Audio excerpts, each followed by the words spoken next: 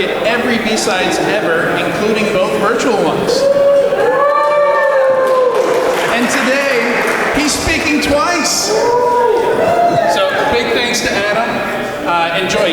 You're gonna talk about Pentest fails? Yeah, sounds right. From IoT fails to Pentest fails. Enjoy. Hey, that works, all right. Everybody hear me okay? All right, so sorry, no slide deck. Don't have one prepared for this. Actually, I'm in the process of updating it for upcoming conferences, so you might get a little bit of a verbal preview of it here. So I don't know if any of y'all have caught any of my previous talks on Pentest fails, but the idea is that, well, first of all, let me take a step back. I'm Adam Compton, nice to meet you. I work for Trusted Sec, and today we're going to be talking about Pentest fails. Now, what is a Pentest fail? A Pentest fail is where the pen tester themselves causes some issue on an engagement, or they do something to themselves, or something like that. The concept is around this was that I hear it too many times at conferences and, excuse me, I hear too many times at conferences and online and other places where you see somebody get up and say, here's this awesome thing I just did, or here's this great new attack, or this great compromise, or great research. I'm like, that's great.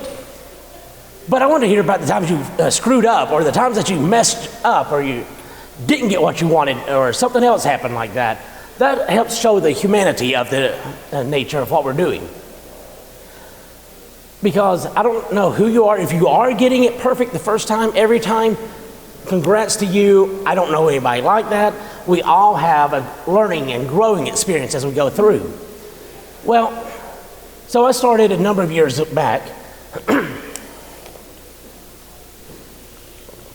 I was doing quick little talks with my friends and what have you about, just talking about old funny stories about Pentest fails and what have you. They suggested getting up and doing talks about it. I've been doing this ever since. So some of these, well, all of these are either ones that I experienced myself, I did myself, or worked closely with the people who did these. I mean, a Pentest fail can be anything from the nature of, let's say we're doing a phishing exercise. You're sending out a phishing email to somebody, you set it all up, you get ready to send it out. Not a big deal. You've done several of these over the last couple of months. You're feeling confident about it. You're good to go. Not a big deal. So you take an old template, you set it up, and you send out the phishing email. Well, that's great and all until you're sitting back and wondering, why am I not getting any hits off of this? Why isn't anything working? Then you start looking at it, looking into it, and well, yeah, you did set up the web page, you did set up the email, you sent out the emails, you just forgot to restart the web server, or you forgot to restart something. So you're sitting there, you wasted all that time. Not a big deal. So you decide you're going to restart it. Fine, I double check everything. The servers are up and going. The email list is right. I send it out.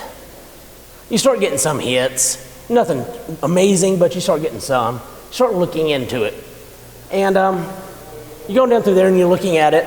And, well, I finally figured out why, or you start realizing why you're not getting so many hits as you would expect. That's because you've been doing several of these over the last couple of months and you didn't copy over your base template when you started this one. You copied over your previous engagement when you started this. So you have the wrong logo or the wrong company name, things like that. So that is an example of a type of a fail. There's other types where you're writing a report and you have this great attack path. You really enjoyed it and you did it on this engagement again, and it's awesome. Attack, beginning, middle, end, so you copy and paste it over to previous one because you had it go through peer review, you had it written up so good you don't want to risk it because it's been approved and all that. Copy it over, and lo and behold, you forgot to change out one of the screenshots, or you forgot to change out some of the wording. Just stupid little things like that. Now those are the more non-humorous versions of this. But there's always the funny ones where during COVID, we were all sitting at home, we're doing our engagements, we're doing Zoom meetings or Microsoft Meet or whatever the case is, and you're sitting down, you're doing the talk with the customer, talk with your boss or whatever, and you have your nice shirt on, you're sitting there in front of the screen, and everybody calls for a lunch break or something like that, or needs to go to the restroom, and you get up and go to the restroom. And I can't say that this is necessarily personal experience, maybe, maybe not, and you forgot that you didn't pause the video. I don't know about you, but I don't always wear dress pants when I'm at home on a Zoom meeting. It might be unknown what you are wearing, but just saying, make sure you always cover that video, and you disable it, you cover up the screen, you shut your monitor, whatever, because that's the last thing everybody in your company needs to see is your butt get up and walk away from the computer, regardless of what clothing is on it. I'm just saying. Another one that happened a lot here recently was you're doing a presentation, you're having to do a screen share or something like that, you're doing a virtual conference, something like that. You have your screen set up, you're doing the share session, and you're clicking through the slides. And you have some coworkers or someone else who likes to play games with you. So they start sending you messages. Innocuous ones at first, just to see if it gets through to you. And you happen to have it, and you happen to have forgotten to disable notifications on your computer. So you get a little notification pop up in the window while you're giving your presentation. You're like, oh, okay. You ignore it, hoping it doesn't happen again. And then you start getting a whole line of notifications popping up, getting more and more risque, more and more offensive, whatever the case is, it just keeps going down through there. This all goes to knowing your audience, knowing your coworkers, and being prepared for the situation. There's steps you could have done to prevent this, to prevent the egg on your face, so to speak, but you just forgot to do it in this case. But there's also the other funny ones out there, like you're going to break into a building. You're doing a physical pen test, let's say. You're going through, you got your toolkit ready with you, you have your drop box or your tap device, you've got your clipboard, whatever it is that you have that is part of your kit to break into a building. You get up to the building, you do your whole spiel, you get through into the building, you pass the front desk, you're going along, you find a comms closet, you hook all your stuff up, and you set your bag down because that's now your home base while you're doing this pen test or physical assessment. Start looking around for other little things. You see a back door right there. This particular story happened to be, there's two of us doing this. So there's two of us going through this whole scenario, working off of each other. We find this back door, we're like, let's see where this leads. We open the door, we walk through. Next thing you hear is, as the door closes, you're standing outside in a smoking area or some other outdoor area. You turn to your coworker and say, I thought you had the door. You both say that, realizing that neither one of you had the door is closed, and there's now a badge reader to get back into the building. You don't have any of your gear with you because you dropped it off in the comms closet because you were going to use that as home base. So now you have to find another way to break into the building without any of your kit. Live and learn. Always leave yourself a back door in. Make sure not both of you walk out of the building at the same time. Make sure you have another way back in, things of that nature.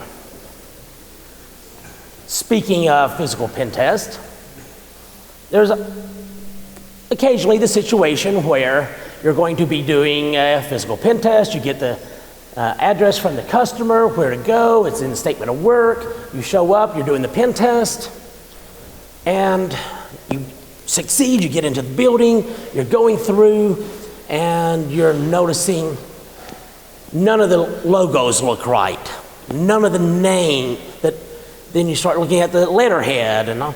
It doesn't match with your customer. At this point, you have walked in the front door, walked past the guard, got through the turnstile, went up the elevator, got off on the right floor, and got through the security door into the company. And it's the wrong company. So you back yourself back out, you go downstairs, you look at the big directory, and your company is not listed there. You call up your point of contact, or you call up your sales team, call up point of contact. Turns out that the company moved like a month ago or 2 months ago, after the signing of the statement of work, but before the engagement, and no one chose to inform us. So you just broke into the wrong facility. That is one scenario. There's also the scenario that you're doing the whole package. I'm head down carrying a bunch of packages, trying to get into a building. And it's a shared facility again, multiple different doors, one going off to a data center, one going off to a credit union, stuff like that. You're walking in there and you're keeping your head down so they don't recognize your face, anything like that. You walk up, somebody is grateful, they open the door, you go in, you walk it in, you turn around, and you're not in a bank or in a credit union or whatever. You're in some architectural engineering firm. You say, excuse me, you back out, and you go and realize you went in this door and not this door. Not a big deal, you figure it out, you work through it. The very next year, you get the contract for that customer again. Your coworker does the exact same thing. Walks into the wrong door again, walks into the wrong company. You have a good laugh about it, realizing that the customer or whoever that architectural firm is thinks that we're complete idiots and we'll probably never get their job, but no big deal there. I mean, this is just an example of some of the various things I've encountered over my years. There's some really doozy ones dealing with interns and being sleep deprived and all kind of other issues out there, but this is just an idea of some of those. I'll go ahead and take a few moments here since I don't have my slide deck or anything prepared, just to see, does anybody have anything they would like to ask a story about?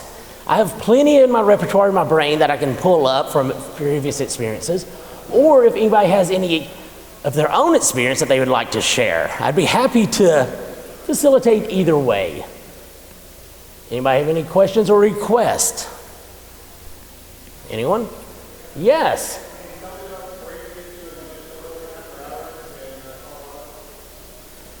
Breaking into what building after hours? Yeah, I was not part of that. If you want that story, you can present that story. That is not me. I will share a story. Oh, go ahead. Okay, so similarly, what's the most fun thing you did? The most fun. Okay. The most fun story. I'll get to you. The most fun one I performed myself was I broke into a senior citizen living facility by walking across a snow-covered yard in complete dress pants, button-up shirt, jacket, with a big backpack, going through a construction site, up a set of stairs, through a construction area, into the upstairs level of this building. The fact that no one stopped a short, fat hillbilly in clothing, walking through the snow, doing any of this, still boggles my mind. I don't know how I got away with it, because I know there was people who were standing there watching me this whole time. I'm like, no one's stopping me. Different time at the same facility, walked in, there was a credit union attached to it. It was a large facility. I walked through the credit union. The credit union individual that's at the front desk there looks at me and says, can I help you? I go, no, I'm good. Walk right by them to another door, open it, which leads me into the actual building, which happens to be their new data center portion that they were constructing, which happened to have live servers sitting right there with no protection on them. I did what I needed to and walked on and walked out past the front desk. Same facility. I broke into this place like 5 different ways. Walked into the front area. I had a big gulp with me. Walked up to the front desk. She's like, or the secretary or office manager, whatever, is like, can I help you? I'm like, I'm trying to find XYZ location. I'm supposed to have an interview there. Where am I? How far away am I? And she goes, oh, you're just right down the road. I'm like, do you happen to have a restroom I can borrow? I have this giant, she goes, oh, no worries. It's behind me to that wall, up those stairs, down that walkway at the very end. I'm like, okay. I go do that. About an hour later, I walk back out after I've set taps and broken into doors and all that. I go, thank you very much. Not once did this woman bat an eye that I've been gone for an hour to the bathroom. But, yeah. There's other odd stories as well. Yes? The most valuable thing I was able to exfiltrate from any place?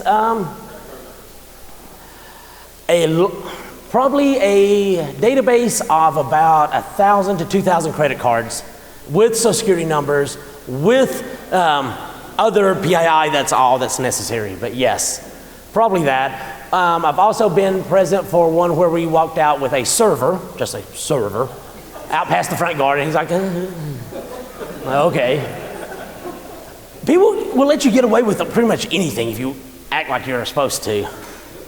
Have you exploited a high visibility vest and or step ladder? Step ladder, no. Vest, yes. Again, just go and say, I'm here. That was one of the fails, by the way. Walk in with the vest, clipboard. We're with the local power company, whatever it was in this location. We're here to test XYZ. Like, okay, come with me. They took me through the door. Stand right here. Okay, I'm waiting. I'm like, I'm starting to get suspicious. No one's coming. I turn to open the door to the lobby to leave, and I see cops walking. I'm like, shut the door. Apparently, this facility has had multiple attempted break-ins in the past of people pretending to be local utility companies. Busted, sorry. So, he got me in, but not the way I wanted in. So, did you want to say something? Come on up. I don't have a mic for you. Here. I don't want a mic. Can y'all hear me okay? Yeah. Good. My name is Russell Van Tile. I do penetration testing. Well, I actually used to. I don't anymore, but I got some good fails. Like he mentioned, one time I did a physical security assessment, and I just printed a fake work order for the phone company, and I walked into a daycare, and the daycare just literally escorted me right through the building to the actual server area, and I just plugged in my cable, and they just let me do my thing there. Completely didn't know what was going on, but that's not a fail. One good fail that I did was, even with command and control traffic, we usually use some internet-facing redirector that points to the customer's internal network. We set up a SOX proxy, which is essentially a tunnel into the client's network. Except for when we set it up, we didn't bind it to the loopback adapter. We bound it to the actual public internet IP address. So we literally exposed the customer's network to the internet on a SOX proxy, which just gives you a tunnel into their network for like 3 days. And because we were using I think we're using a tool called Almond Rocks, and it basically has no logging. So not only did I have to call the customer and tell them I left them exposed to the internet for 3 days, I also told them I also can't tell you what happened in those 3 days either. So that was not a great fail. Yeah. That's a good one. They never did business with the skin, but I don't blame them. I wouldn't have either. That's a good one. I like that one. A different one. Anyone here used Metasploit framework before? Yeah. A couple people. There's a SMB scanner on there, and one of the options says something to the effect of use credential, and I was trying to do a password spray, which is one password, a lot of accounts. Except for I didn't understand how the option worked, and what the option really meant was every password that's in the database, do you also want me to try that? And I walked out every single account in the domain. Yep. That was not great. I'm trying to think of any other good ones. Physical security story, like he mentioned, I was in a big high-rise tower in Seattle, and there's like a whole IT department you could walk into, and I walked through them multiple times. They never challenged me to ask like what I was doing, but I did kind of like, if I steal a server, I stole a computer and walked out with it. Nice. I got to the elevators. They actually did chase me down, and the debrief was, why did you come out? Why did you like look after me? They're like, oh, because you grabbed a desktop. If you had grabbed a laptop off the rack, nobody would have thought anything about it. But that was a good story. Another physical one that I wasn't present for, but many of my coworkers were. They planned it out. They cloned badges. They had it all set up. They did all their legwork to get it right. They're deciding that since this building is open 24/7, there's not a lot of people there after hours. They're going to come back after hours. So they pull up. They get by the guard. The guard doesn't even come out of the booth. They badge at the door. It opens. They get in. They park. They don't want to go right in the front door because they'll be seen right away, and they know that they don't work there. So they go around. They find a door a window on the lower level, on the first level, that is open. So they open it, and they climb in, and they get down, and they start walking through the building. And here again, they do a number of different things, all awesome. They each grab a laptop off a desk, and they walk out the front door. They get out the front door, they get in the car, and they leave. Next day, they come in, and the point of contact's like, you broke in, didn't you? Yes. How did you know? Oh, there's several large muddy footprints on Alice's desk. Like, a little bit of awareness here, people. Come on. They didn't catch that the lost laptops, mind you, but just that there was big muddy footprints where they climbed in. But yes, go ahead. So one time I was trying to do telephone pretexting, which I really hate doing. You call someone, you try to convince them to give you their password or download or run something on their computer. And the way you can do that sometimes is like you spoof your phone number. You can just download an app to spoof phone numbers. You can spoof your phone number like it's coming from within the company, so you can pretend to be from the company. This particular company, you couldn't spoof internally because everything was done off of extensions and it wasn't working.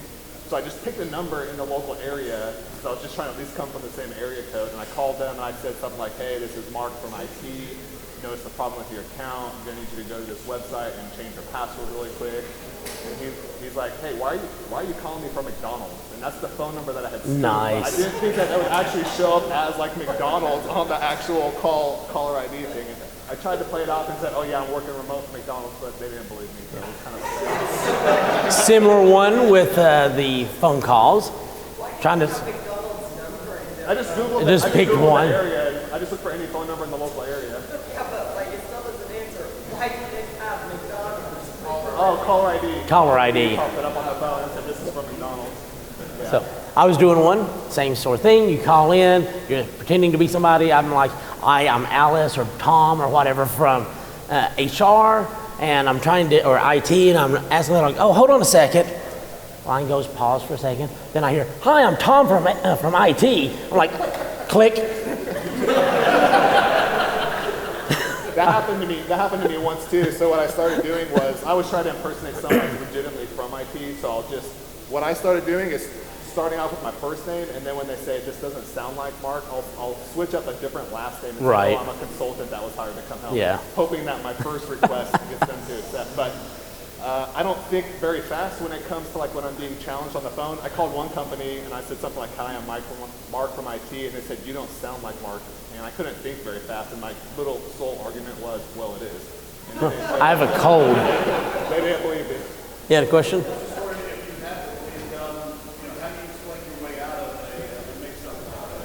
Okay, with the police, there's actually some fail stories with that as well. But typically on a physical pen test, you have what's called a get out of jail free card.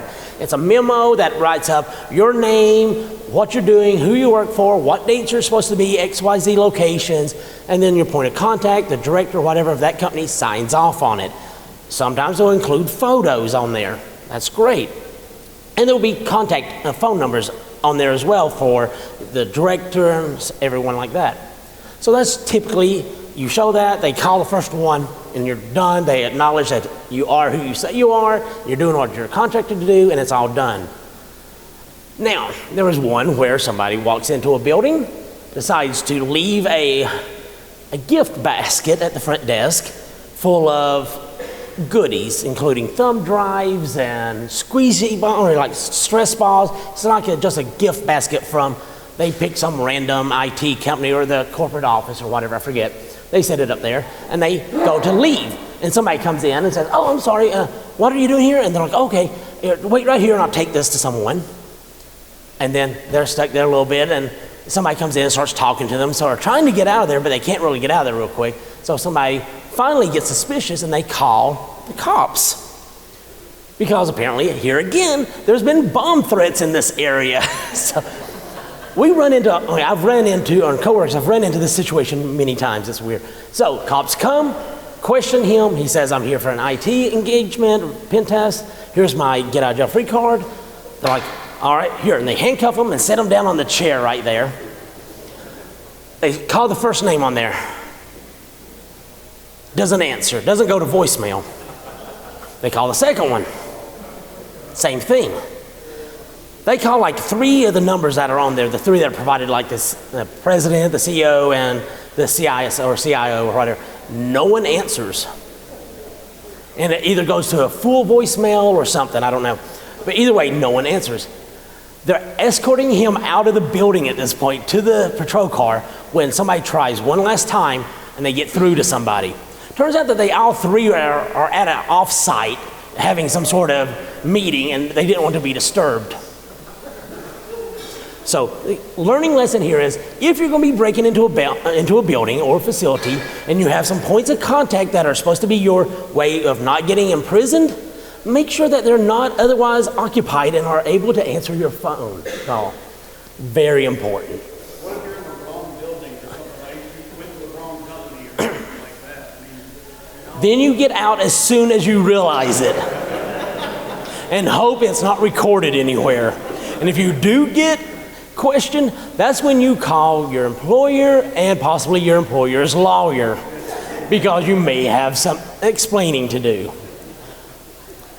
Early in my career, I made a mistake with a vulnerability, port scanner, stuff like that, in that I provided a very long target list on the command line. This particular tool truncated, or the the shell truncated after a certain point due to built-in rules of this tool and all that. It turned what would have been a partial IP address into a subnet range and scanned it. Happened to be a large motor company, or vehicle company, or I think it was, and we got a phone call from them saying, "Why are you scanning us?" Like, we're not. We look and we were. The end result of that was not them being mad at us. They were asking us, did we find anything? Could have turned out much worse. Yes?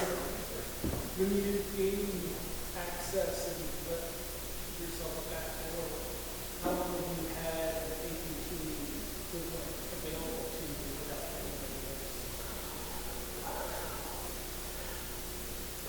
I have done, well, during like that sort of exercise, it may go for a week, may go for a couple of weeks. It all depends on what the backdoor is, what the call out time is. If it only calls back to you in case it fails like once a day, something like that, it's low enough that they might not detect. But I've also had Pentest where we'll do a Pentest, we create a domain admin account, and they terminate us from the network before we can clean that up. And so we tell the customer, make sure you disable and remove this account. We created it as part of the engagement. We come back next year, it is still there. So potentially years? I don't know. Something similar to that. Have you ever had it happen where you plug in a backdoor and then later on you wait for a free bit and then you just lost track of it? Yeah, I've done one where not necessarily a backdoor, but well, yes. Worked all day long on an engagement trying to get into a breakthrough web app. Pretty sure we could. We finally worked our way through it. SQL injection, command execution. I was blind. We did the whole 9 yards. We got access into the underlying operating system. We were able to execute commands, but we weren't able to see the response back. We knew we were executing commands because based on time delays, and we could see certain activities like pings or other things, we knew we were doing stuff. And we're trying to figure out what to do there, but for some reason it wasn't reporting out to us. And we had an intern who suggested that maybe, well, keep in mind, we've been working all day. We're already like at 7, 8 o'clock at night. We're tired, we didn't eat much, we're really just running on steam here. Intern said, well, you know, if that's a Windows box, the Windows firewall will tell you in its logs what the errors are, if you can access that, if you turn that on. We're tired, we're not paying attention. We enabled the Windows firewall. We lost our connection. We turned it off, we went home for the day, and we said that we could not compromise them. I mean, you do something like, if you're working so long on something and you get access and then you lose the access, it's generally better just to walk away for a little bit, clear your mind, come at it fresh the next day, or somebody else talk over it, all that. But it happens, and you just deal with it. Typically our access is for the type of work we do, because it's all authorized to work, it's only a couple weeks, and we by design will terminate the connections after a couple weeks. Right. We won't typically maintain access to customers' networks for multiple weeks. Right. A lot of times payloads are configured with kill dates, so that means no matter what happens, they'll quit working after a certain date. But Right. I don't know about Adam. I don't typically use hardware devices. I typically will plug a device in, it'll give me access to the computer, and I can take my USB stick with me. So it's basically software backdoors. I've not done hardware backdoors myself. If we do a physical assessment, that's part of a larger operation. We have cheap devices and more expensive devices that we plug in. And at the end of the engagement, if they do go missing, we have as part of the contract that the customer is to return any that was confiscated. And I'm sure there's legalese in there as to what happens if they can't find those, like somebody walked home with it. I'm not sure. I've not been part of that scenario yet, but I'm sure it has happened, and I don't know what they do with that, honestly. Consultants typically run $200 to $350 an hour, and you can buy a Raspberry Pi for 1 hour time. Yes. So honestly, it's not a big deal. If it's Correct. Not a big deal. That's right, generally speaking, yeah. Now, if they have like a cell card or something like that, you can add up pretty quickly. It all depends. I think we're almost out of time. Anybody have any last questions? Okay, go for it. From running a test for a client, I've heard before that it's generally a good idea to start with an internal pen test because you're doing something like a complete black box test when you're outside of the network. It's not going to be too much to get into their network. So what do you guys see from your perspective? Do you guys typically start from outside versus network, or do you guys like have like a knock in there or something? What do you guys think? Personally, in my experience, I think it ultimately depends on the customer. If they have had a large number of external pen tests or assessments already, maybe you should go with an internal for you. If they have not had anything done yet, I would probably do an external and internal combination assessment, something like that. If you're wanting to go full red team, it doesn't really matter because you're going to go for a point of entry, whatever it is, whether it's external, it's physical, whatever the case is.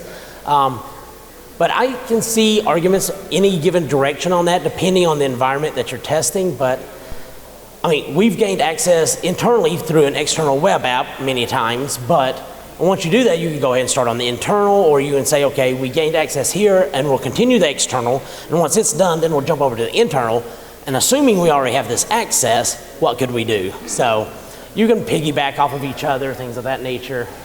You got any ideas? Yeah, there's multiple different approaches. Have you heard of the critical security controls?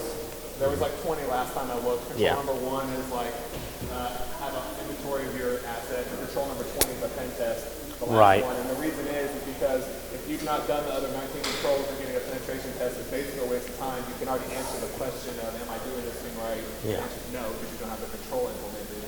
So I typically ask the customer, what value are you trying to get? There is value to looking from the outside, and there's also value to looking from the inside. We will typically, where I work, we will typically start with what we call the assumed breach methodology. We're going to focus less on how to get in because we know attackers are pretty good at that. We're going to focus on what happens after you get in. Correct. It doesn't mean it's not valuable to look from the outside either. If you have no external presence, like I've been asked to do an external test for a law firm, and they have no websites, literally just a building IP address, and like there's nothing there. So Right. There's no exposed services. What's the point? Yeah.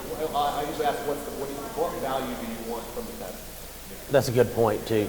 As well as the first one you brought up is, if they've done nothing to test their own environment, to go through the checklist, what have we done, what haven't we done, do we have these controls in place? If they don't have that, you're going to know that as soon as you start because you're going to gain domain admin, you're going to compromise all their database, all that. And at that point, you're not doing them much good and you're not doing yourself much good because they have a long ways to go before they even get to the need for doing a pen test, really. They have a lot of things. They got all the baby stuff-ish, the checklist stuff and all that to get done first. So, all right, I think that's about time for us. Thank you all for this impromptu little talk here that kind of meandered around the place a bit. Thank you very much.